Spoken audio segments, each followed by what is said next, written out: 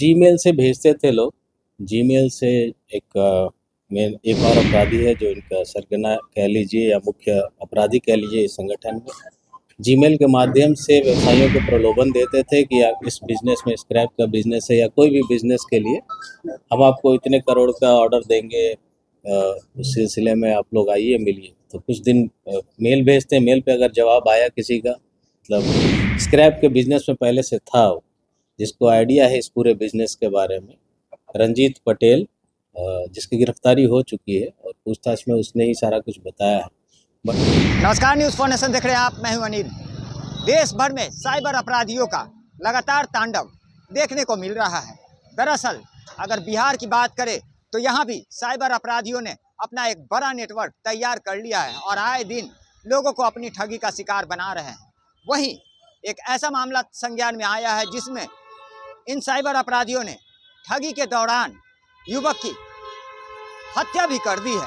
दरअसल मामला पटना के एयरपोर्ट थाने में गुमशुदगी का दर्ज कराया गया था। जिस मृतक की हत्या इन साइबर अपराधियों ने की है, कहीं ना कहीं बताया जा रहा है कि उन्हें महाराष्ट्र से बुलाया गया था। दरअसल लक्ष्मण साधु सिंधे महाराष्ट्र के पुणे के रहने वाले हैं और 11 अप्रैल को उन्हें साइबर अपराधियों ने झांसा देकर उनके मोबाइल फ़ोन पर स्क्रैप खरीदने के बहाने उन्हें पटना में आने का दावत दिया था और जिसको लेकर मृतक लक्ष्मण साधु सिंधे पटना एयरपोर्ट पहुंचे थे हवाई जहाज से, जहां उन्हें रिसीव करने के लिए साइबर अपराधी उनके दोस्त के फ़ोन से ही फ़ोन कर उनसे मिलते हैं और उन्हें यहां से कार के द्वारा ले जाकर नालंदा चले जाते हैं और वहां उनकी हत्या करके जहानाबाद के NH 33 पर उन्हें उनके शव को डंप कर फरार हो जाते हैं। ऐसे में जहानाबाद में वो शव पुलिस के कब्जे में लिया गया और वहीं बताया जा रहा है कि इस पूरे मामले में एयरपोर्ट थाने में गुमशुदगी का मामला मृतक के परिजन द्वारा दर्ज कराया गया था, जिसे एयरपोर्ट थाने की पुलिस लगातार ढूंढ रही थी और कहीं ना कहीं जहानाबाद पुलिस ने एयरपोर्ट थाने की पुलिस से संपर्क किया, जिसके बाद इस पूरे मामले का खुलासा हुआ है। फिलहाल इस मामले के बाबत बताया जा रहा है कि स्क्रैप कारोबारी लक्ष्मण साधु सिंधे को साइबर अपराधियों ने मौत के घाट उतार दिया है और कहीं ना कहीं उनसे मोटी रकम की डिमांड इन साइबर अपराधी कर रहे थे, जिस दौरान उनके ही फ़ोन से परिजनों को फ़ोन किया गया था, जिसकी लिखित शिकायत उनके परिजनों ने एयरपोर्ट थाने में दर्ज कराई थी। फिलहाल इस मामले में देखा जाए तो पुलिस ने इस हत्या के मामले में 6 साइबर अपराधियों को गिरफ्तार किया है और आगे की कार्रवाई में जुटी हुई है। फिलहाल इस पूरे मामले पर हम आगे जानेंगे कि इस पूरे हत्या के प्रकरण को लेकर क्या कुछ कह रहे हैं पटना के SSP। में करीब 10:30-11 बजे हम लोगों को पुणे स्थित एक व्यवसायी शिंदे जी के अपने परिवार वालों से संपर्क न करने की सूचना प्राप्त हुई।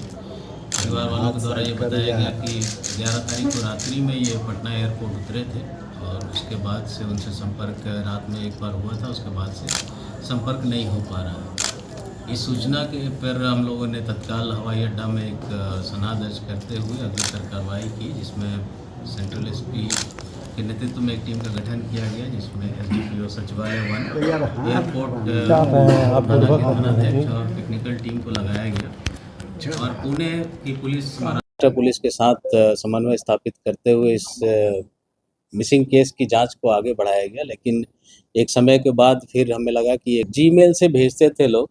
जीमेल से एक और अपराधी है जो इनका सरगना कह लीजिए या मुख्य अपराधी कह लीजिए इस संगठन में।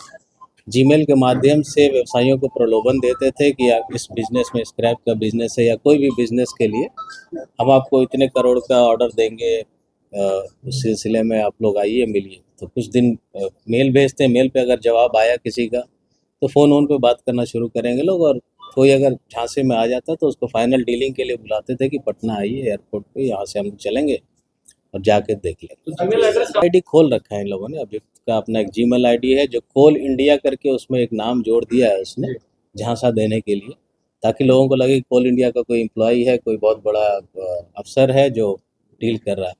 तो उसको ऑथेंटिक दिखने के लिए उसने अपना एक अलग नाम खोल के रखा हुआ है और जिसमें कोल इंडिया यूज कर नहीं, एब्सकॉन्ड नहीं, वो पकड़ा गया है। एक तो मुन्ना है जो पहले जिसको इसको डील किए, मतलब स्क्रैप के बिजनेस में पहले से था वो, जिसको आइडिया है इस पूरे बिजनेस के बारे में।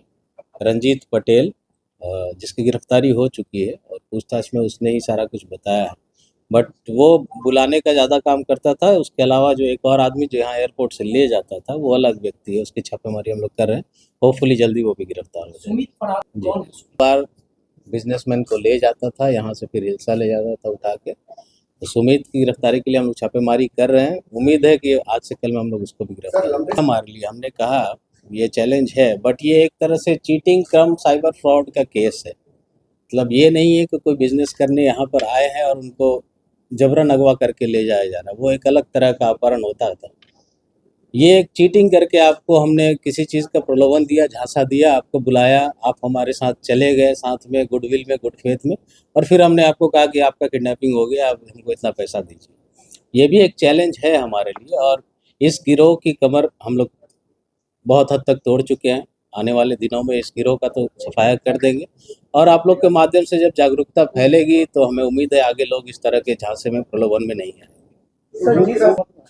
देखिए, पोस्टमार्टम रिपोर्ट का हम लोग वेट कर रहे हैं, डिटेल पोस्टमार्टम रिपोर्ट का, तभी हत्या का कारण स्पष्ट हो पाएगा। ये अभी तक अनुसंधान में तो यही क्लियर है कि हिंसा में ही मारा गया है और डंप वहाँ पे घोषित गया है, ओपन फील्ड है वहाँ, वहीं पे एक छोटा सा स्ट्रक्चर। जाहिर सी बात है, पटना एसएसपी ने साफ तौर पे बताया कि अंतरराज्यीय गिरोह के ये सदस्य हैं जो कि स्क्रैप का प्रलोभन देकर अन्य राज्यों से लोगों को बुलाते थे और बिहार में ये घटनाओं को अंजाम देते थे। दरअसल इनका सेंटर नालंदा के हिलसा बताया जा रहा है, जहां पे ये लोगों को झांसा देकर उनका अपहरण कर उनसे वसूली करते थे और उसे हिलसा में ले जाके रखते थे। उसके बाद वसूली की रकम मिलने पर उन्हें छोड़ दिया करते थे। दरअसल बताया गया है कि लगभग ये इस वर्ष 2025 में 6 घटनाओं को अंजाम दे चुके हैं और वहीं करोड़ों की ठगी भी करने का बात कहा जा रहा है। ऐसे में देखा जाए तो पटना एसएसपी